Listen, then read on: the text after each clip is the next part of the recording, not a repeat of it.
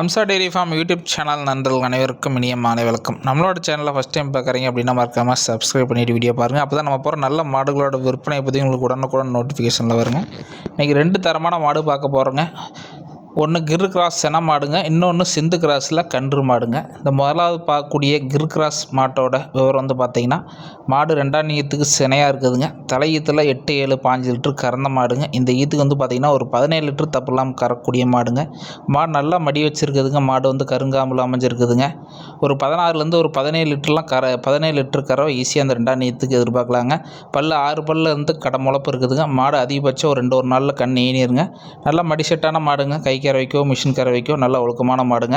கறவைக்கு ladies gents யார் வேணால் பிடிச்சிக்கலாங்க. லேடிஸ் பால் கறந்துக்கலாங்க. மாடு வந்து பாய்ச்சல் குணமோ சீர குணமோ இல்லைங்க. மாட்டில் கிரு கிராஸ் நல்ல தெளிவான மாடுங்க.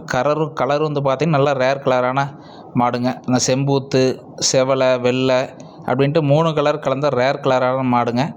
இந்த மாட்டுக்கு நம்ம விற்பனை விலையாக கேட்கக்கூடிய விலை வந்து பார்த்தீங்கன்னா 79,000 கேட்குறங்க. மாட்டில் தெளிவான மாடுங்க, பெருவெட்டு மாடுங்க. ஒரு 17 சாப்பாடு நல்லா இருந்தால் 18 லிட்டர் கூட இந்த மாட்டில் கறவை எதிர்பார்க்கலாங்க.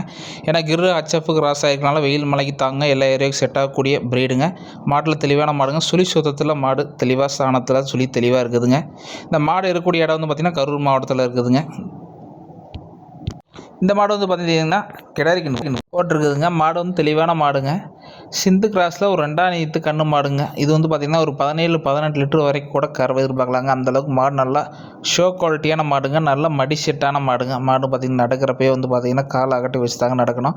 அந்தளவுக்கு நல்லா மடி செட்டான மாடுங்க. நல்லா காம்பு வளமான மாடுங்க. காம்பு வந்து பார்த்திங்கன்னா ஒரு 4 இன்ச்சு காம்பு இருக்குதுங்க.